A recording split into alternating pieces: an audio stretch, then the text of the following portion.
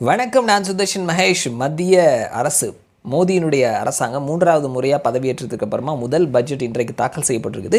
இந்த பட்ஜெட்டில் அறிவித்திருக்கக்கூடிய முக்கியமான அம்சங்கள் என்னென்ன அப்படின்றத 2வது பார்ட்டில் நம்ம இந்த வீடியோவில் பேச போகிறோம்.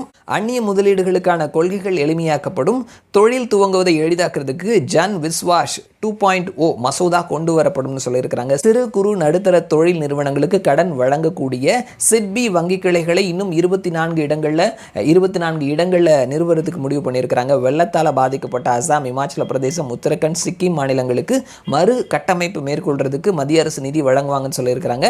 பழங்குடியின மக்களுக்கான சிறப்பு திட்டங்களை செயல்படுத்துறதுக்கு 5 கோடி ரூபாய் நிதி வழங்கப்படும் சொல்லியிருக்கிறாங்க. 25,000 ஊரக வாழ்விடங்களை இணைக்கக்கூடிய வகையில் கிராம சாலை அமைக்கக்கூடிய திட்டம் செயல்படுத்த சொல்லியிருக்கிறாங்க. உட்கட்டமைப்புகளை மேம்படுத்துறதுக்கு மாநில அரசுகளுக்கு நீண்ட கால வட்டி இல்லாத கடன் வழங்குறதுக்கு 1.5 லட்சம் கோடி ரூபாய் ஒதுக்கீடு செஞ்சிருக்கிறாங்க. வெளிநாடு பண பரிவர்த்தனைகளுக்கு இந்திய ரூபாயை பயன்படுத்துறதை இன்னும் விரிவாக்கம் செய்யறதுக்கு ஒரு பிளானிங் இருக்குதுன்னு சொல்லியிருக்கிறாங்க. நாட்டினுடைய உள்நாட்டு உற்பத்தியில் நிதி பற்றாக்குறைய 4.9% இருந்து 4.5% குறைக்கிறதுக்கான நடவடிக்கைகள் எடுக்கப்படும் சொல்லியிருக்கிறாங்க. அந்நிய நேரடி முதலீடுகளை அதிக அளவில் ஈர்க்கக்கூடிய வகையில் விதிகள் எளிமையாக்கப்படும் சொல்லியிருக்கிறாங்க. நடப்பு நிதியாண்டினுடைய மொத்த வருவாய் 32.07 லட்சம் கோடி ரூபாயா இருக்கும் அப்படின்னும், நீர்ப்பாசன வசதிகளுக்கு 11,500 கோடி ரூபாய், நாட்டினுடைய உட்கட்டமைப்பு திட்டங்களுக்கு மேலும் 11.11 லட்சம் கோடி ரூபாய், உள்நாட்டு உற்பத்தியில் 3.4% உட்கட்டமைப்பு மேம்பாட்டிற்கு ஒதுக்கீடு செஞ்சிருக்கிறாங்க. இளைஞர்களினுடைய முன்னேற்றத்துக்கு 2 லட்சம் கோடி ரூபாய், நகர்ப்புற வீட்டு வசதி திட்டத்திற்கு 10 லட்சம் கோடி ரூபாய், சிறு குறு தொழில் ஊக்குவிக்கக்கூடிய வகையில் கடன் வரம்பு 100 கோடி ரூபாயா அதிகரிச்சிருக்கிறாங்க. பிரதமர் வீடு கட்டக்கூடிய திட்டத்திற்கு 1 லட்சம் கோடி ரூபாய் ஒதுக்கீடு செஞ்சிருக்கிறாங்க. புதிய சாலை இணைப்பு திட்டங்களை மேம்படுத்துறதுக்கு 26,000 கோடி ரூபாய் நிதி ஒதுக்கி இருக்கிறாங்க.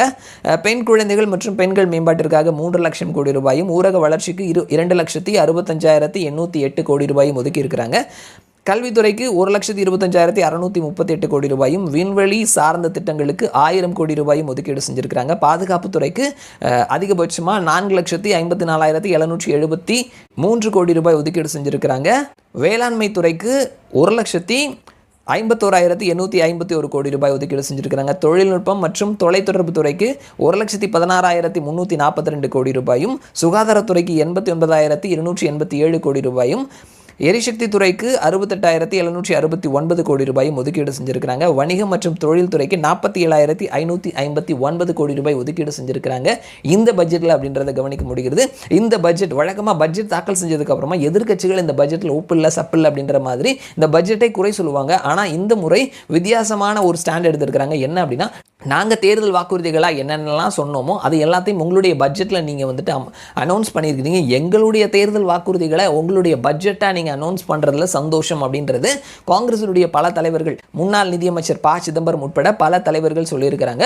ஸோ இந்த பட்ஜெட் நல்ல பட்ஜெட் அப்படின்றத வரவேற்கக்கூடிய விதமாக காங்கிரஸ் தரப்பிலிருந்தே வந்துட்டு கருத்துக்கள் சொல்கிறத நம்மளால் கவனிக்க முடிகிறது. ஸோ இதுதான் வந்துட்டு இந்த பட்ஜெட்டில் அறிவித்திருக்கக்கூடிய முக்கியமான அறிவிப்புகள் அப்படின்றத நம்மளால் கவனிக்க முடிகிறது. மறுபடியும் நான் உங்களை இன்னொரு வீடியோவில் சந்திக்கிறேன். அது வரைக்கும் நன்றி.